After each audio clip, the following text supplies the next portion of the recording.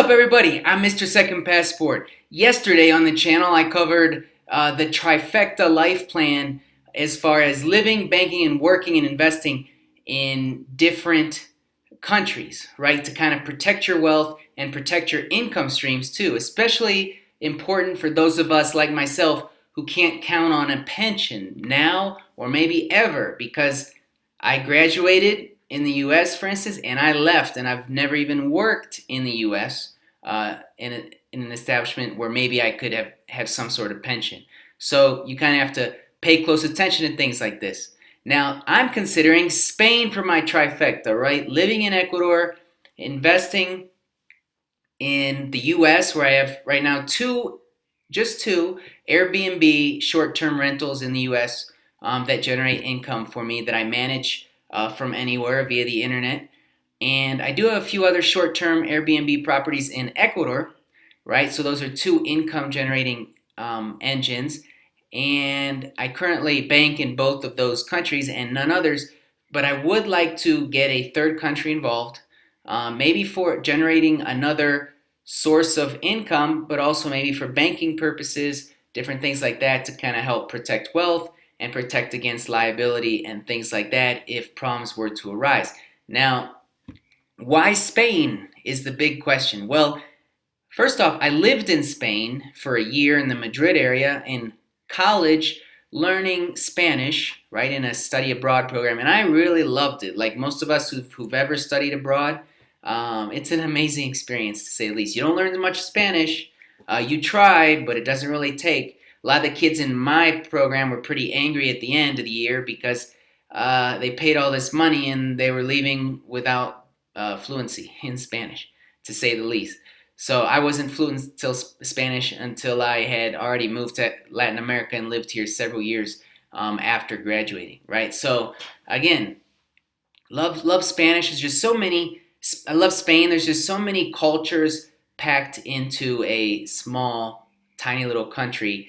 You'd never run out of things to see and do, really, if you like history and culture and things like that. The first and probably most obvious of the 11 reasons that quickly came to my head when considering, for my third country, Spain, is the language. Obviously, I speak Spanish, and for any of you watching this, Spanish is by far the most learnable foreign language there is, right? I don't think that's even debatable. Even Portuguese is a little bit tougher than learning Spanish, right? It's just, if you really dive in and give a go at it, you'll find it's not that bad, right? You got to learn the grammar first. Give a month or two of 2 or 3 hours a day Spanish courses like I did here in Quito, paying $5-6 an hour you can for a one-on-one tutor like I did here in Quito, right? You get that grammar.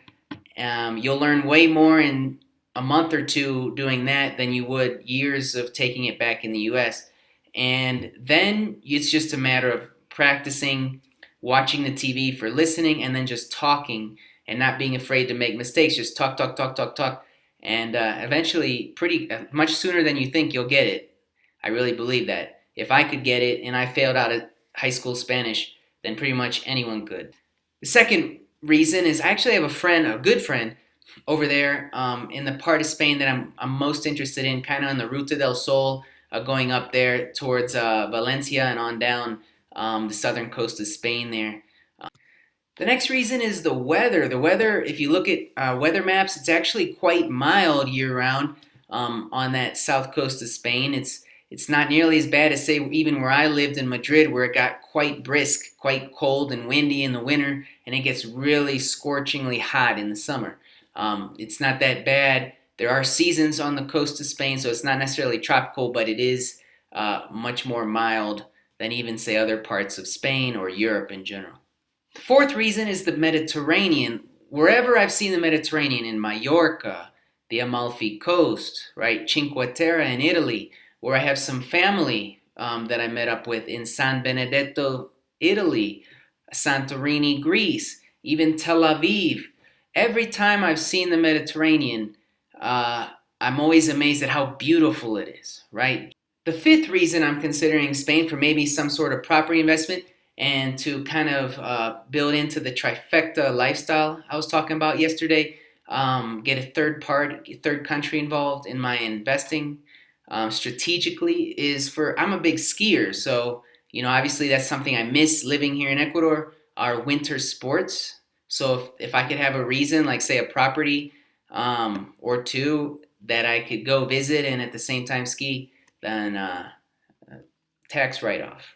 The sixth reason, obviously, is what I covered yesterday, because that would add a third country to my personal trifecta and kind of my life plan of having three countries involved that I could have income generators in, and also kind of protect my wealth from any issues that might arise in any of the countries that I am currently invested in. And it would kind of diversify the currencies, right, in my own personal income generators, right, to the euro. Not a terrible idea, and now's a great time because if you've noticed, the dollar is quite strong at the moment compared to the euro. So right now the regions that are cheap are not necessarily South America, but Europe and Asia are kind of on sale right now. Another big reason is it's on the other side of the world. I kind of look at the world as the Americas and everything else. Because if you think about it, right, when you're over on that side of the world, it's totally different. And you're really close to pretty much anywhere you want to go. And there's so much to see and do. You probably won't run out of things to do for a whole lifetime. You can fly from Dubai to, say, Jordan or Tel Aviv in like an hour.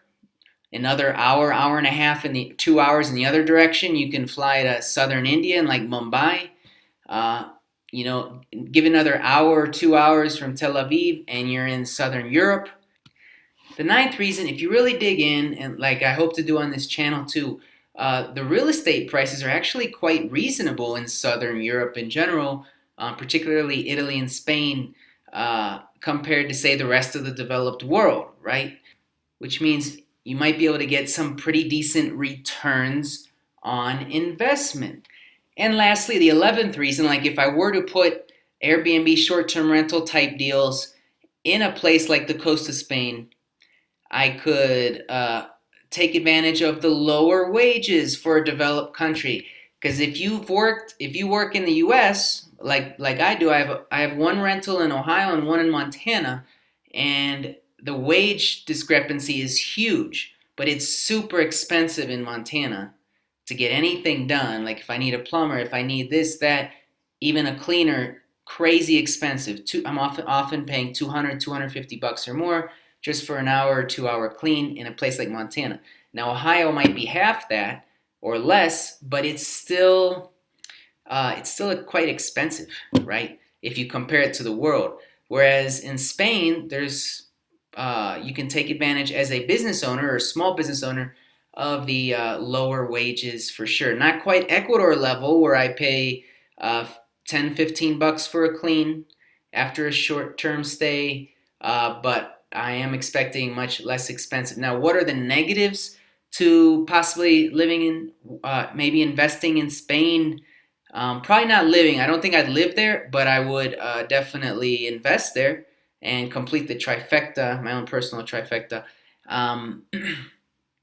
Is the there might be, for particularly what I want to do, like an Airbnb rentals business, there might be restrictions to that, although there are Airbnbs pretty much everywhere in Spain. So that's something that I need to research more. Also, the tax situation in Spain, I know it's quite hefty, but how does it work exactly? Again, that's something else that I need to research into. What is your third country? What's the top choice of your third country if you had to kind of create your own personal life plan trifecta?